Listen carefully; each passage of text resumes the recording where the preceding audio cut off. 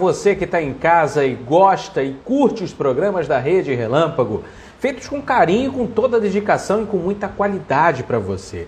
Hoje é a vez do Vadmecum e com a advogada Bruna Camacho, que é nossa parceira e especialista aqui na Relâmpago. Deixa eu colocar aqui o nome do programa, já para todo mundo quando entrar, já ficar ligado que está no ar o Vadmecum com a advogada Bruna Camacho. Hoje trouxemos alguns temas aqui, notícias jurídicas, para poder comentar. Muitas delas eu não entendi algumas coisas e por isso a gente tem a especialista para justamente vir aqui, né, no nosso programa, no Vadmecum, para poder comentar e para poder também dizer o que aconteceu em relação a cada assunto. Bom, além disso, a Rede Relâmpago está super legal para você com os programas sensacionais que nós apresentamos por aqui. Tem, aliás, quinta-feira, encontro marcado, já deixo aqui para que você anote na sua agenda, o Sex Relâmpago com a Dayana dos Santos, sexóloga, que é uma sexóloga sensacional. Ela atende lá em São Paulo, mas também agora com um lance de online e tudo. Ela atende todo o Brasil e é uma profissional de mão cheia. Então, Sex Relâmpago na quinta-feira tem Sex Relâmpago às 21 horas. Está aqui a Bruna Camacho, já está aqui com a gente. Deixa eu mandar aqui. Acho que a gente mandou aqui.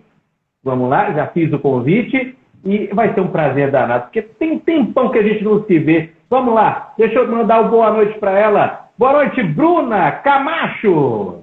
Boa noite, Vitor. Tudo bem? Tudo bem. Que satisfação tê-la novamente aqui comigo. Olha, desde dezembro, né? A gente tem uma pausa de 3 meses aí. Verdade. E aí agora, né, no final de março a gente fez alguns testes da internet, que mudei aqui de casa e tudo mais. E aí, no mês de abril agora, temos as datas e a Bruna Camacho está aqui hoje com a gente no dia 26 de abril. Bruna, quer mandar um beijo, um abraço especial para alguém? Por favor, fique à vontade. Eu estou sabendo que tem novidade vindo por aí. A Bruna acho que vai casar. Vamos ver. Tem novidade, né, Bruna? É um prazer estar de volta, né? Poder voltar com as nossas lives, conversar um pouquinho, bater um papo. Muito bom estar aqui de volta hoje. Muito bom. Eu te agradeço, Bruna. A Bruna Camacho está há um tempo aqui com a gente já fazendo o Vadmecum com ela, e a Poliana Miranda aqui abrilhantando o nosso programa. Bom, e para começar, a gente trouxe alguns temas aqui, algumas notícias, na verdade, que tem a ver com o assunto jurídico, no qual a Bruna pode explicar um pouquinho. Na verdade, vai ser uma conversa entre dois amigos aqui sobre temas jurídicos. Bom, o que está acontecendo é o seguinte, gente, olha só, não sei se vocês já souberam dessa notícia. O projeto propõe combate ao trabalho infantil em aplicativos de entrega. Essa eu não sabia mesmo. Fui surpreendido. Tramita na Câmara o PL 807/22, que estabelece medidas para combater o trabalho infantil em empresas de aplicativos que prestam serviços de entrega. Os tais do iFood, Zé Delivery, enfim, aplicativos de entrega. Então é o seguinte, pela proposta, aliás, adotada, as empresas devem ter medidas para prevenir e eliminar a utilização de trabalho de crianças ou adolescentes em atividades que impliquem a circulação ou permanência em vias públicas. Você sabe, ficam lá os motoboys lá esperando, aguardando o pedido para poder sair, para poder fazer a entrega. Elas deverão também adotar o cadastro biométrico ou identificação facial dos trabalhadores e fazer a checagem de forma periódica dos dados. O cadastro será disponibilizado aos órgãos de fiscalização do trabalho. E além disso, gente, olha, os banners virtuais dos aplicativos devem alertar sobre a proibição do trabalho infantil. Em caso de descumprimento dessa e outras medidas, as empresas poderão ser responsabilizadas conforme a legislação. Bruna, parabéns, não é isso? Boa proposta dessa para a gente poder tirar as crianças e os adolescentes desse tipo de trabalho. O que você comenta sobre isso? Exatamente. A gente teve aí, eu selecionei essa notícia, né? É bem recente essa notícia, é de 23 de abril aí, que teve essa publicação. É um assunto bem delicado, né? Que muita gente sequer para pensar, né? O trabalho infantil em si A gente às vezes olha com olhos que acabam ocultando a realidade da situação, né? A gente ouve muitas pessoas falando, não, tem que começar a trabalhar mais cedo, na minha época eu trabalhava cedo, com 12 anos eu já comecei a trabalhar. Muitas pessoas tiveram uma relação, digamos aí, saudável hoje, quando olham para trás para a sua trajetória, entendem como uma situação saudável, mas a legislação brasileira é muito incisiva, né, nesse ponto, na proteção tanto da criança quanto do adolescente, para o desenvolvimento educacional, desenvolvimento psicológico, emocional dessa criança e desse adolescente. Tanto a Constituição quanto as demais leis, elas protegem, né, as nossas crianças e os nossos jovens. Eu achei muito interessante porque a gente tem um conflito muito grande dessa relação entre os trabalhadores desses aplicativos e o aplicativo em si. Não sei se todo mundo sabe, mas a relação, o vínculo que existe entre os empregadores e essas empresas não configura um vínculo empregatício, né? Então, existe ali um modelo de contrato, mas que nem sempre é reconhecido. A gente tem, sim, algumas decisões que hoje reconhecem o vínculo empregatício, mas a priori não existe esse vínculo. O que acontece quando não tem vínculo empregatício, né, formal? O trabalhador ele fica desprotegido pelas normas da CLT. Então, não tem inúmeros direitos que a CLT garante aos trabalhadores. Por um lado, trabalhar, né, nos aplicativos confere uma maior flexibilidade de horário, de renda, mas também eles ficam desprotegidos de né, muitos ali benefícios que a lei trabalhista traz. Mas, principalmente na pandemia, como se intensificou o uso desses aplicativos, existiram algumas pesquisas que identificaram o trabalho de crianças e adolescentes nesses aplicativos. Exatamente por não existir essa formalidade do vínculo trabalhista, é muito fácil você fazer um cadastro e começar a trabalhar nesses aplicativos, porque o aplicativo, na verdade, ele funciona como um intermediário da relação, né? Então, se encontraram muitas crianças trabalhando, exercendo esses serviços. Esse projeto de lei, quem quiser depois, Vitor, talvez seja interessante a gente fazer uma publicação com o link dessas reportagens que a gente vai falar hoje. Esse projeto de lei, ele, como você falou ali na nossa introdução, ele traz aí algumas responsabilidades para essas empresas, para que elas possam garantir tanto a segurança das pessoas que trabalham, né, com eles, como também dos consumidores, para que a gente também, como consumidor, não faça parte, não financie, né, a exploração do trabalho infantil.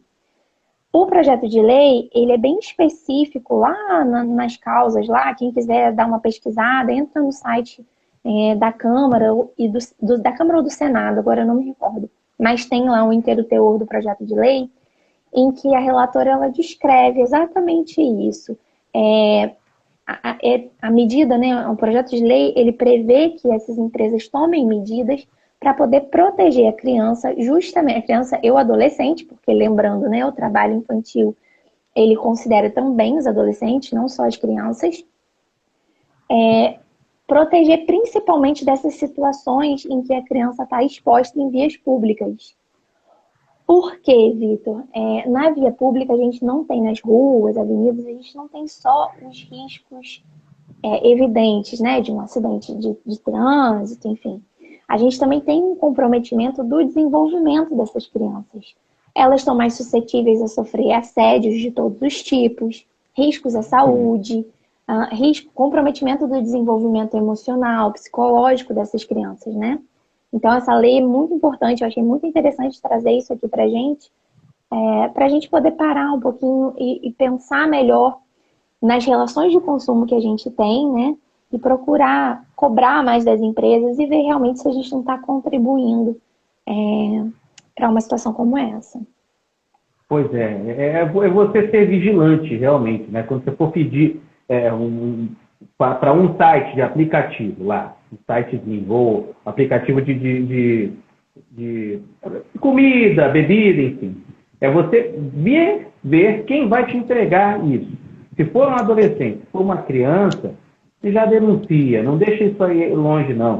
Eu acho que o mundo só fica melhor quando nós mesmos fazemos a nossa parte, como cidadãos, né, para poder proteger justamente essa pessoa que está ali. Né? Primeiro, foi como a doutora falou, a doutora Bruna falou, eles não têm nenhum tipo de benefício, não tem lei nenhuma amparando eles, não tem um seguro de vida, não tem absolutamente nada. Um plano de saúde, se ele se machuca, por exemplo, se tem algum acidente, absolutamente nada. Como se fosse uma pessoa muito ruim, que vai se tratar de uma criança ou de um adolescente, ele vai ter que entrar em contato com os pais. Eles geralmente, geralmente não são menores de idade, então não podem responder. Enfim, olha, é tanta coisa que é um globo de coisas, é um volume tão grande de coisa ruim que pode acontecer, que é bem melhor a gente... Vamos cortar isso, você aí de casa que estiver se deparando com uma situação dessa, denuncie sem medo nenhum, porque você vai estar protegendo, inclusive, essa criança e esse adolescente. Exatamente. Às vezes a gente tem, né, esse pensamento de que a pessoa está ali trabalhando. É bem conflituoso isso, né? Esse nosso pensamento. Mas um projeto de lei, inclusive, ele traz uma responsabilização não só para a empresa do aplicativo, que, como eu disse, acaba atuando ali como um intermediador dessa relação de consumo, mas também dos estabelecimentos que se utilizam desse aplicativo. Então, por exemplo, um aplicativo de entrega de comida. Não vai ser só, segundo o projeto de lei, né? Não vai ser só responsabilidade do consumidor ou da empresa de aplicativo, mas também dessas empresas que se utilizam do aplicativo. Então, um restaurante que verificar essa situação, um menor, um adolescente, atuando ali no serviço de entrega, por exemplo, a lei, o projeto de lei, né, que ainda não se tornou lei, mas o projeto de lei, ele traz essa responsabilidade para esses estabelecimentos, para que eles chamem os órgãos competentes. Quem seriam aí os órgãos competentes? Alguns deles, o Ministério Público do Trabalho, o Conselho Tutelar. Esses órgãos precisam ser acionados para que seja averiguada, né, essa situação. A gente sabe que a lei brasileira ela permite aí alguns jovens menores que atuem não em regime de trabalho, mas como jovens aprendizes, né, tendo aí protegido o direito a ir à escola, o acesso à educação, toda uma estrutura precisa existir ali para que eles possam já começar a entender como que funciona o mercado de trabalho. Mas eu achei bem interessante essa lei, é algo muito novo, né? A gente ainda está se acostumando com esses serviços no nosso dia a dia, né? Então é importante a gente estar atento a isso tudo.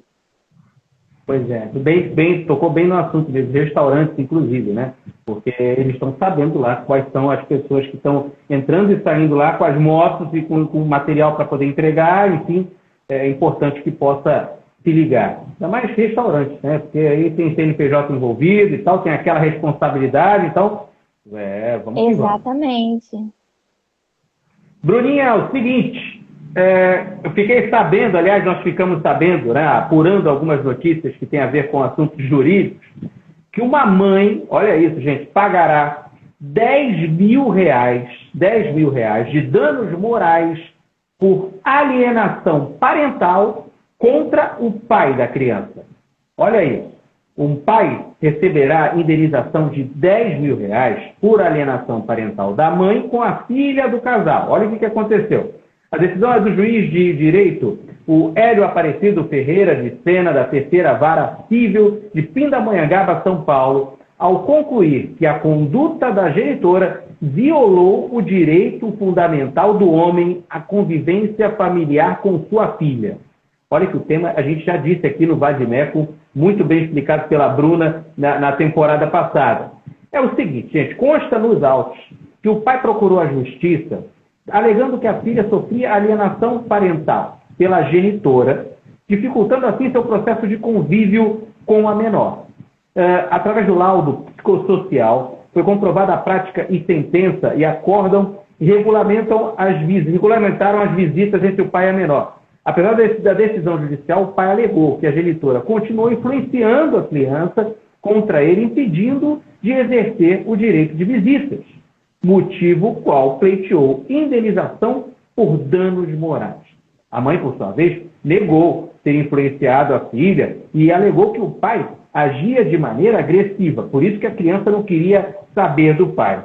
Olha, é o seguinte, a gente explicou sobre a alienação parental, mas é sempre bom a gente relembrar um pouquinho, e a Bruna está aqui para poder relembrar também, porque aqui a gente compartilha conhecimento o tempo todo.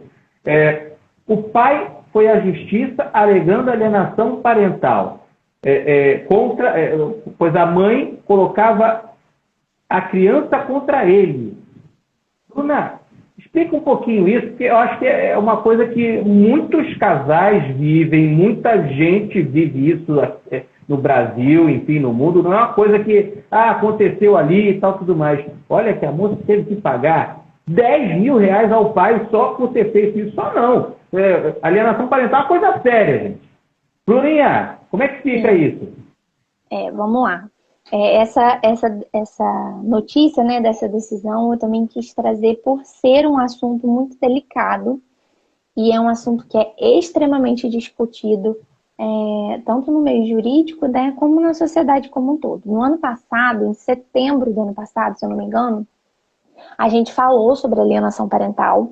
Foi uma época em que estava sendo muito discutido na internet, em alguns casos de repercussão nacional, que traziam essas questões da alienação parental. E hoje existe um movimento a favor e um movimento contra a lei de alienação parental muito forte.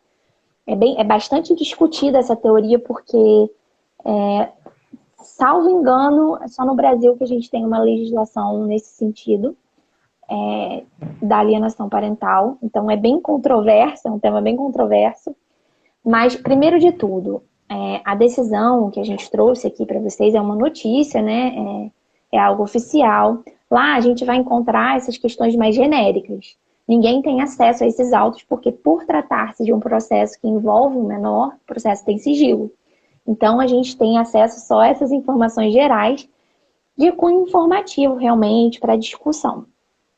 A alienação parental, retomando lá o que a gente já tinha conversado, para quem não acompanhou as nossas lives, ela nada mais é do que a interferência de um cuidador da criança, seja pai, mãe, avô, avó, alguém que tenha certa influência sobre essa criança e que vá, de certa forma, interferir na formação psicológica da criança, promovendo aí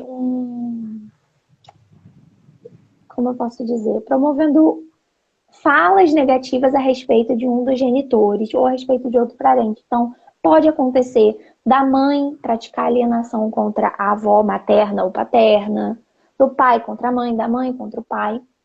Só que a criança apresenta alguns sinais da alienação, mas é tudo muito difícil de ser identificado, porque é algo extremamente grave.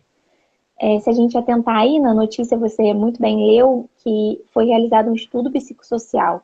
Como a gente falou lá na nossa outra live, esses processos, dada essa seriedade, eles têm um acompanhamento de inúmeros profissionais. É feito aí um estudo psicológico, um estudo social dessa família, para poder averiguar se realmente houve ou não houve. A gente está aqui dando a notícia, né? Eu tenho a minha opinião pessoal, a minha opinião profissional, mas é muito delicado, é um assunto muito delicado.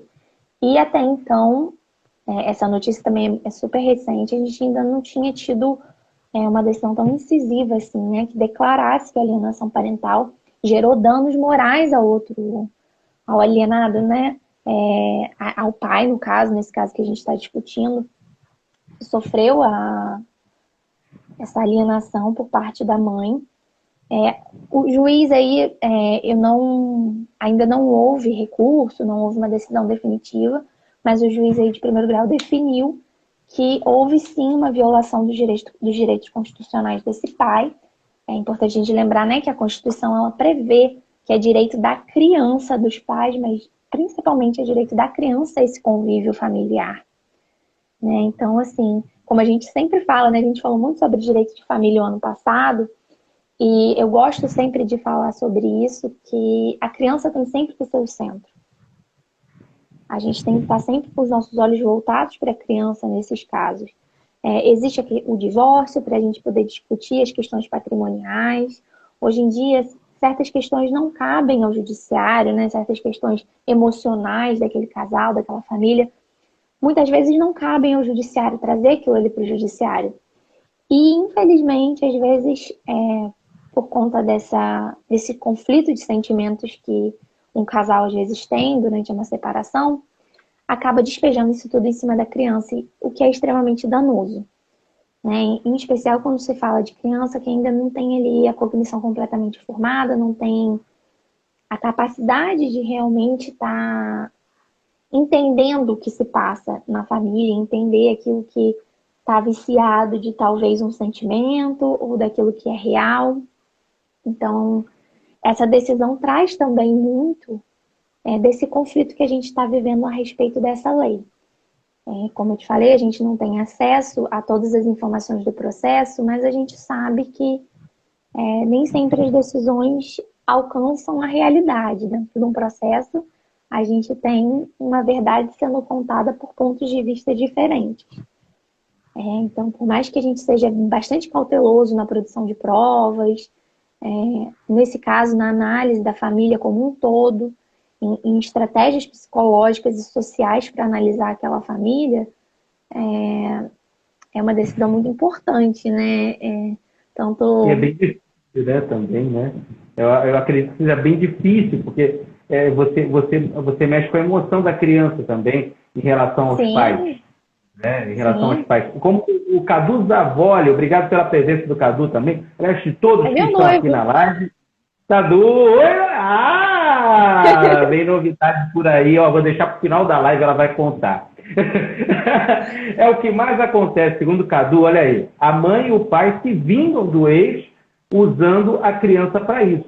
Realmente, né, não tem, geralmente, não estão juntos, e aí, eles têm que pensar só na criança, só no bem-estar da criança, né? Por que usar de alienação parental, usar desse recurso, enfim, de tanta... uma conversa entre dois adultos que pode resolver tudo. Não envolver a criança não tem nada a ver com o assunto. A criança não pediu para nascer, só isso, entendeu? Dois adultos podem se resolver lá, conversem, cheguem a um consenso e está tudo certo. Nesse caso aqui, a mãe vai acabar por pagar R$10.000 ao ex-marido a título de danos morais. Bom, não sei se foi como a Bruna falou, não fica até ético da gente falar se bem feito, tudo bem, seria mesmo que pagar 10 mil, ou que não realmente cabia recurso. É aquilo, né, Vitor? A atuação no direito de família acaba sendo muito triste. Assim, eu sempre falo isso, ninguém sai ganhando na vara de família. Em 98% dos casos, ninguém sai ganhando. Porque é difícil você ver casos em que a gente tem uma maturidade envolvida das partes, sabe? Em que onde há essa maturidade, às vezes a gente nem chega numa lide, né? Num processo judicial. Os pais conseguem se resolver de forma saudável, sem gerar danos para aquela criança. Mas, infelizmente, a maioria dos casos que chegam ao judiciário é quando já existe um conflito prévio ali. Então, a criança sempre sai perdendo, né? É muito triste, assim. Eu sou uma eterna advogada das crianças. Eu amo criança, eu amo ler, estudar sobre isso. E sempre sai perdendo, né? Se tiver aqui alguém que seja especialista nessa área, psicologia infantil... vai poder falar melhor do que eu, mas infelizmente ninguém está ganhando nesses casos. Eu acredito que sim. Olha, a Bruna, com vários casos que já teve na sua vida jurídica, vamos dizer assim, que deve ter visto desses casos de alienação, vara de família, que tem às vezes é uma briga boba, uma coisa boba de se resolver, cair na Bruninha, para a Bruninha poder ficar pegando quebra-cabeça, tentando montar para o bem de todo mundo.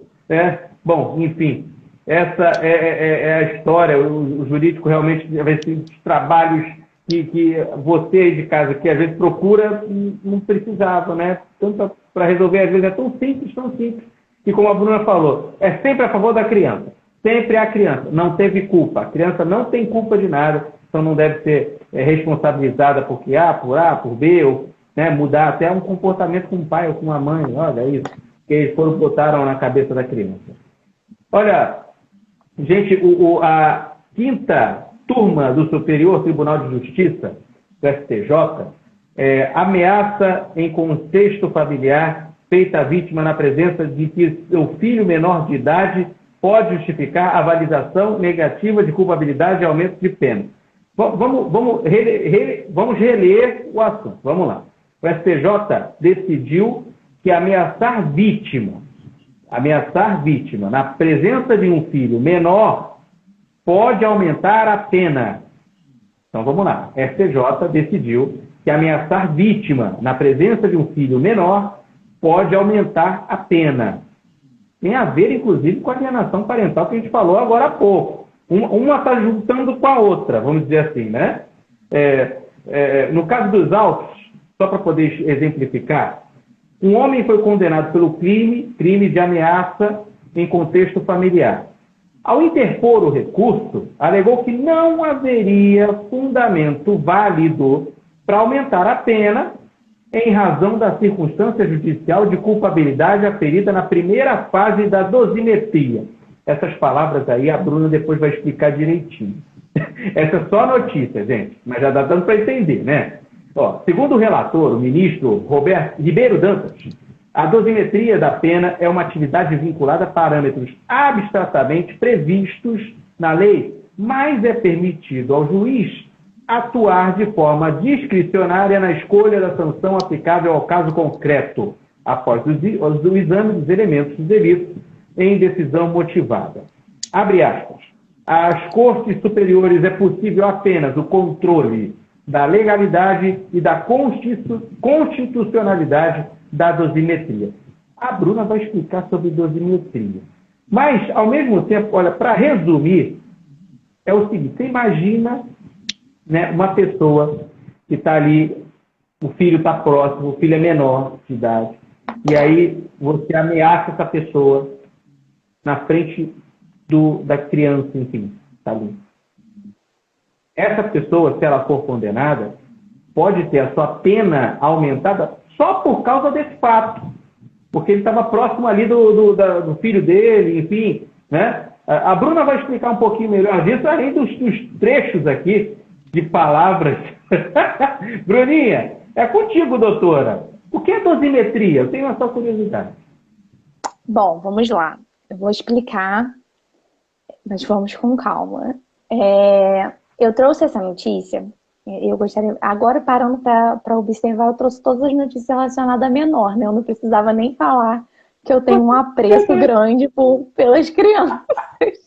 Eu nem percebi isso quando eu selecionei as notícias. Agora que eu estou vendo mesmo, realmente. Todas elas são relacionadas à infância, né? As crianças, eu gosto muito. Direito infantil. Pois é. Mas vamos lá.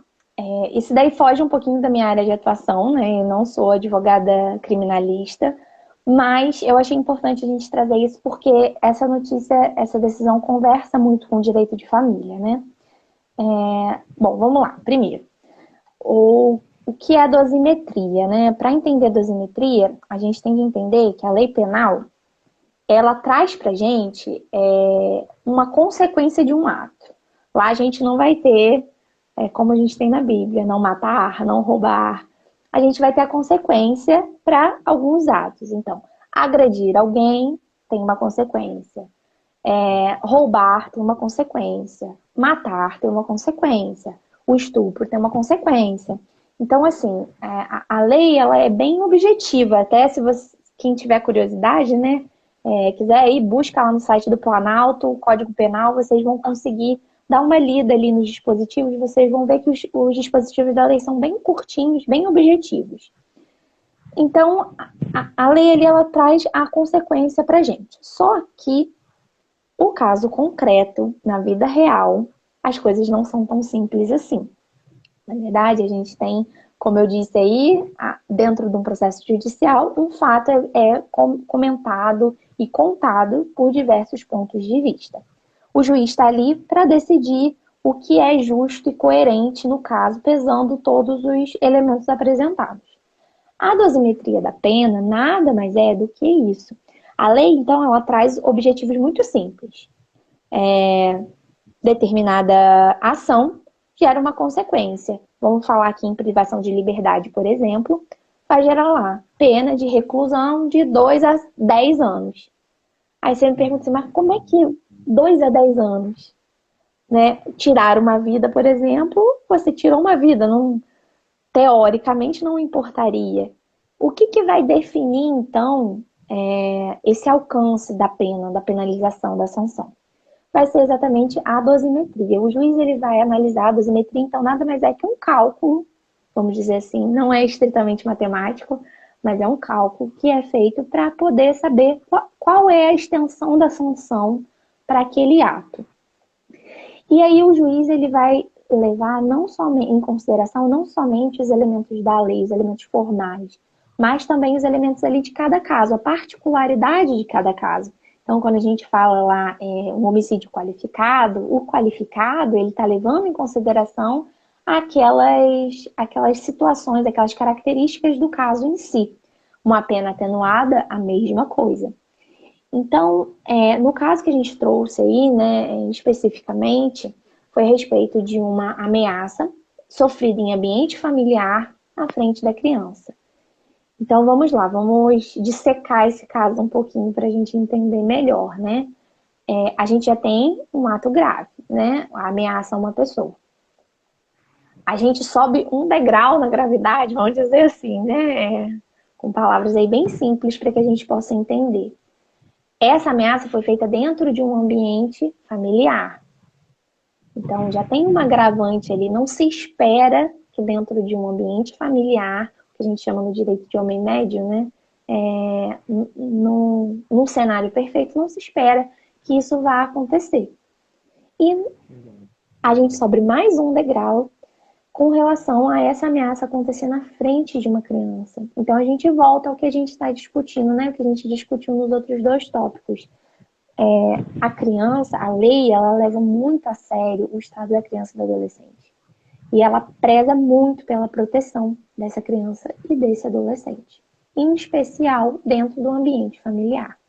Então, assim, eu achei essa notícia muito interessante e vai abrir um precedente muito bom aí para os colegas criminalistas na atuação, justamente por isso, assim, essas decisões que são mais incisivas, que consideram e realmente levam em consideração todo esse contexto, elas vão desmistificando essa sensação de impunidade que a gente tem, né? Quando se fala em violência doméstica, infelizmente as notícias que a gente tem na mídia, as decisões acabam sendo muito rasas, às vezes por falta de prova, e a lei brasileira, lembrando aqui, né, a gente tem o princípio da inocência.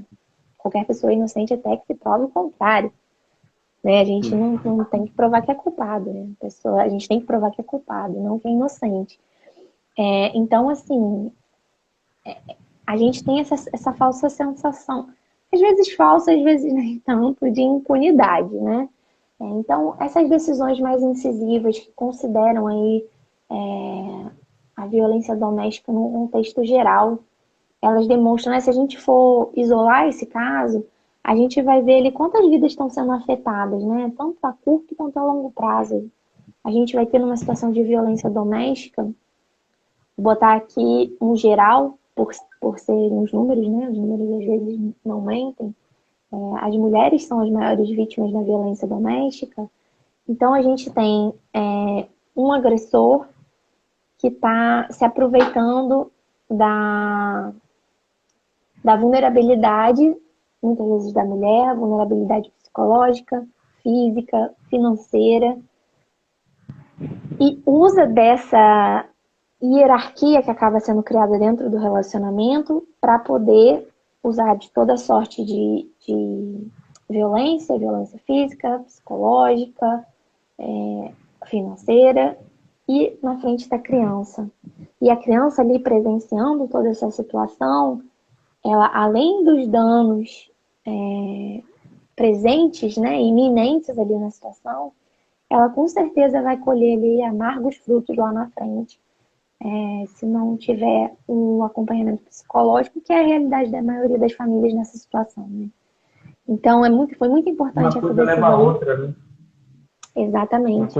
Acho que vai abrir um precedente muito interessante para se trabalhar dentro do direito penal e do direito de família também. Pois uma coisa acaba levando a outra.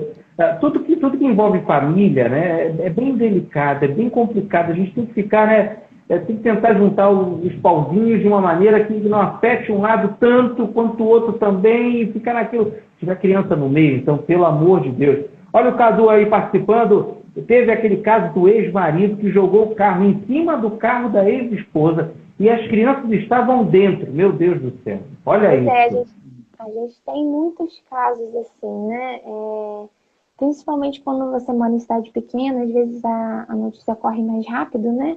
Isso, por exemplo, isso que o Cadu tá falando aí, foi um caso que foi em uma via pública e dentro de casa, né? Onde ninguém tá vendo. Quanta situação ali de violência velada que a gente tem. E a criança tá ali, presenciando tudo. Vitor, você tem que chamar uma psicóloga infantil para vir falar mais sobre esse assunto com a gente.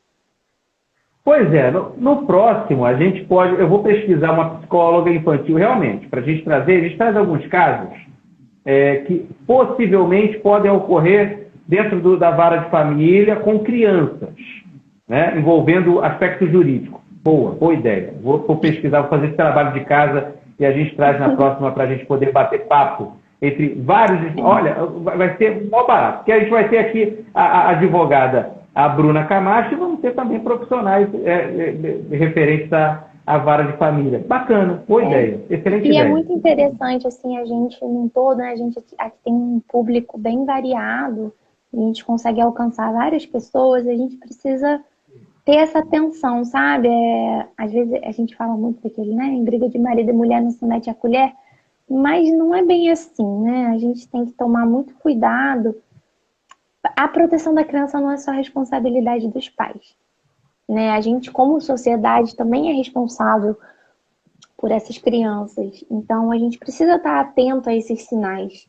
A gente não precisa fazer justiça com as próprias mãos, nem criar situações de mais estresse ainda, porque a violência doméstica tem isso também.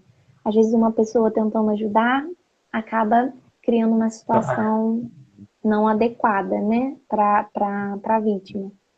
Mas com relação às crianças, a gente tem que estar sempre muito atento. Então, eu acho que é interessante a gente trazer à discussão esses assuntos para a gente estar realmente atento, né? Beleza. Não, vai ser ótimo, vai ser maravilha. E a gente também pega a opinião dessa profissional também, como bem colocou aqui, Rosali Besavoli, uma mesa com Bruna, junto com uma psicóloga infantil, realmente. A gente pode fazer esse fórum aqui para poder discutir, inclusive, os assuntos familiares. Pessoal, agora uma notícia que foi muito ruim, né, para a época, no dia 27 de janeiro de 2013, já fazem 9 anos, né, nós tivemos um incêndio na Boate Kiss. Claro que todo mundo deve lembrar dessa tragédia que ocorreu em Santa Maria, no Rio Grande do Sul, onde acabou matando 242 pessoas e feriu outras 636. Bom, seguinte, apresentado no início de 2020 pelo deputado Paparico Bacchi, do PL, um projeto de lei complementar que altera a Lei Kiss estadual, está prestes a ser votado na Assembleia Legislativa. Primeiro, antes de tudo, vamos saber o que seria a Lei Kiss. A Lei Kiss, está aqui,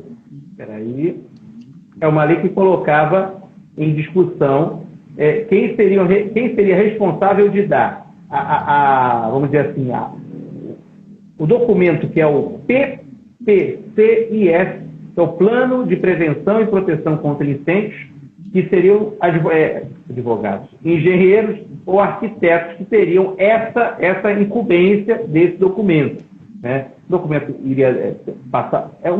são várias fases para poder obter esse documento.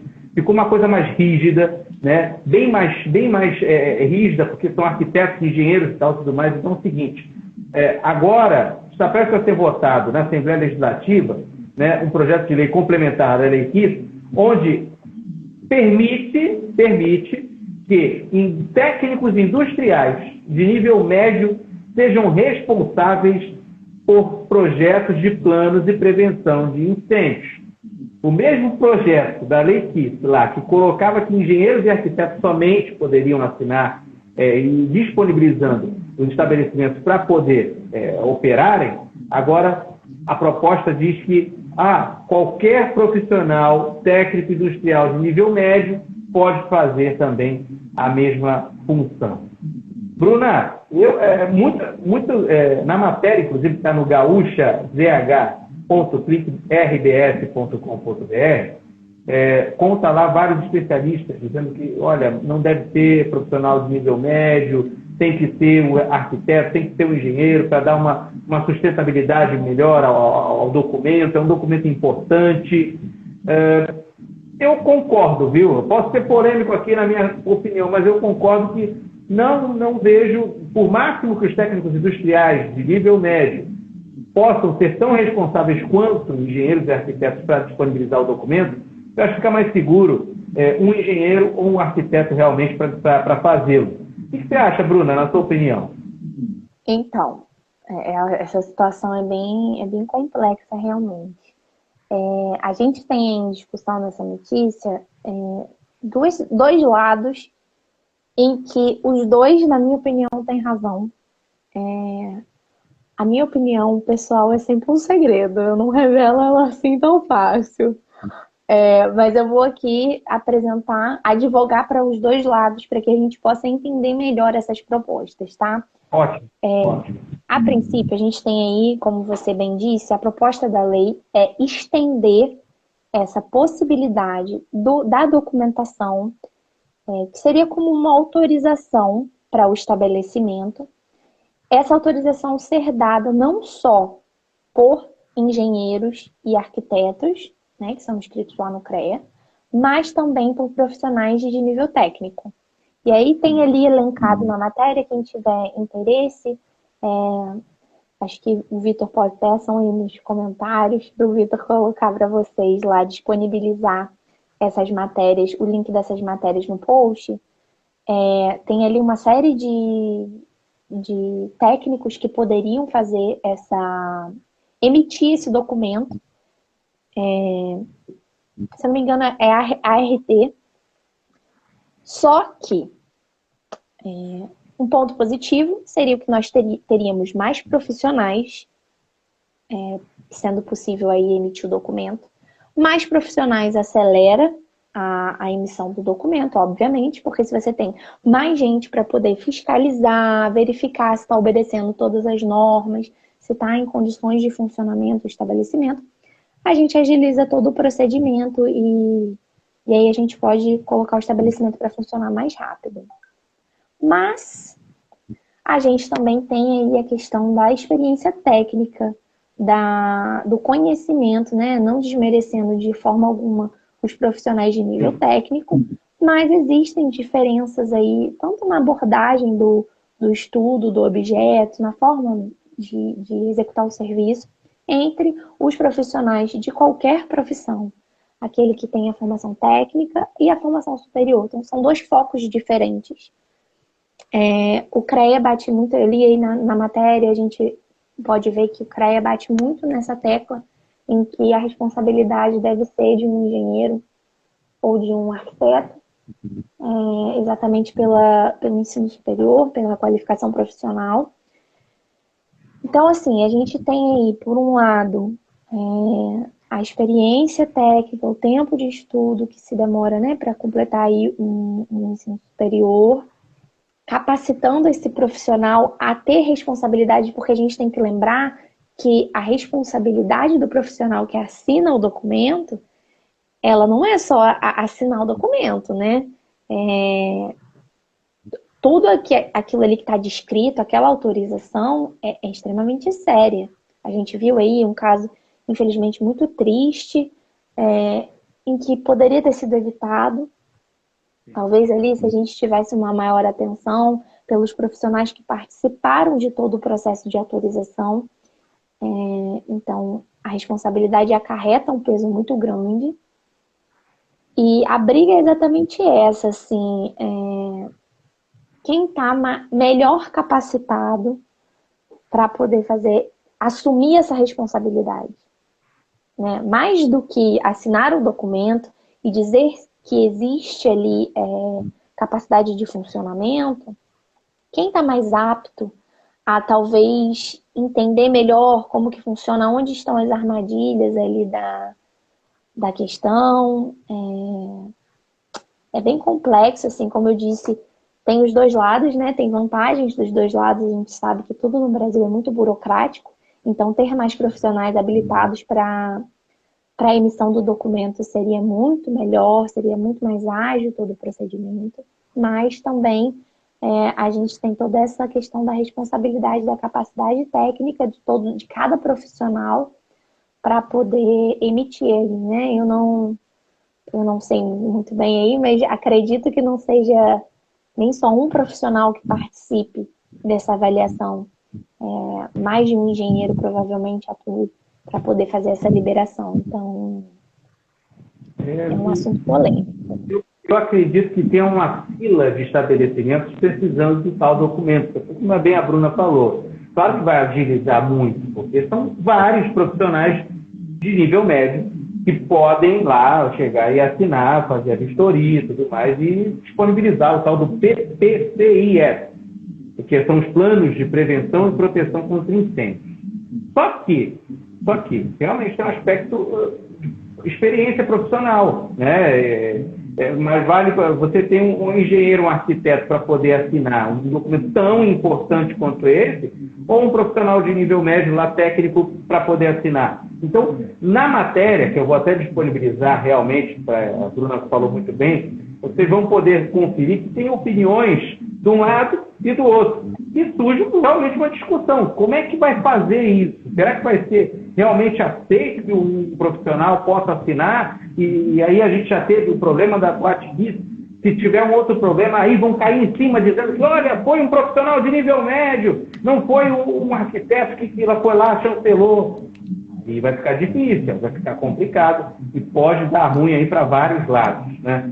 Então é importante realmente, eu vou colocar porque o tema é super polêmico e você realmente está em casa, pode ter a sua interpretação. Interpretação de várias pessoas, vários profissionais das áreas que são totalmente contrários ou a favor desse projeto de lei aí que foi apresentado no início de 2020 pelo deputado Paparico Bach, do PL. Bom, a gente está chegando ao final do Vadimeco. Tantos assuntos que a gente curtiu aqui, falou, ficou, inclusive, várias sugestões ficaram. Aliás, no próximo Vadimeco, com a Bruna, a gente vai tentar chamar aqui uma profissional de psicologia infantil para bater um papo com a gente aqui, a gente conversar um pouco sobre alguns temas ligados a assuntos jurídicos para a vara de família, da vara de família, e o que isso poderia acarretar aí na vida de uma criança a curto e médio a longo prazo na vida de uma criança, assim, aspecto psicológico dela. Muito boa a sugestão.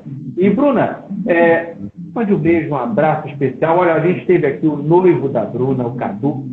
Aqui eu mando um beijo carinhoso. Estamos lá nas redes sociais, eles já estão se preparando para o casório. Tem data, Bruna? Vai ser em julho, já tá chegando. Em julho. Tá enrolando ele não, né? Cadu? Não tá te enrolando ele me enrolou. Beijo pro Cadu. Beijo pra você, essa família lindíssima, que daqui a pouquinho, em julho, tá aí, os dois aí, casadíssimos. E a Rede Relâmpago vai botar foto. Vou botar foto. Vou pegar a foto lá do perfil dela e botar lá. Olha aí, a Bruna, ela casou. Bruninha, quer mandar um beijo, um abraço especial, por favor, fique à vontade. Mandar um abraço aí para todo mundo que está aqui, né, conversando com a gente. Se vocês tiverem alguma dúvida, pode mandar aí para o Vitor, à medida do possível a gente pode esclarecer, né? Eu recomendo que todo mundo aí dê uma olhadinha. As matérias que a gente selecionou para conversar aqui hoje, elas estão numa linguagem bem simples, assim, desmistificando um pouquinho desses assuntos tão pesados, né, Vitor? Coisas tão importantes que às vezes escapam da gente. A gente não vê muita discussão sobre isso na mídia, na TV, mas é importante, faz parte do nosso dia a dia. Eu acho que vai ajudar aí a gente na proteção das crianças, né? A gente trouxe bastante assunto das crianças e dos adolescentes. Então, faz parte do nosso dia a dia. Então, quero mandar aí um abraço para todo mundo que está aqui, ouvindo a gente, conversando com a gente, e recomendar aí essas leituras. Tem um documentário também, depois eu posso procurar para te mandar. A gente falou sobre trabalho infantil. Tem um documentário bastante antigo a respeito do trabalho infantil nas carvoarias, com as crianças lá fazendo as castanhas. É um documentário, assim, antigo, mas é uma realidade que, infelizmente, muitas pessoas ainda vivem hoje. E toca no coração da gente para a gente poder ter uma atenção maior, né? Manda assim que a gente compartilha aqui, com certeza. E, Bruna, quem quiser te contratar seus serviços, como é que faz? Segue lá no Instagram, tem todas as informações, tem mais dicas lá sobre direito. Se tiver alguma dúvida, é só mandar lá. Isso aí, a doutora Bruna está à disposição para poder te ajudar na maneira do possível em todos os seus problemas, principalmente na vara familiar, qual ela é muito clara. Olha, gente, esse foi o Vadmeco, são 21 horas e 51 minutos, dia 26 de abril de 2022.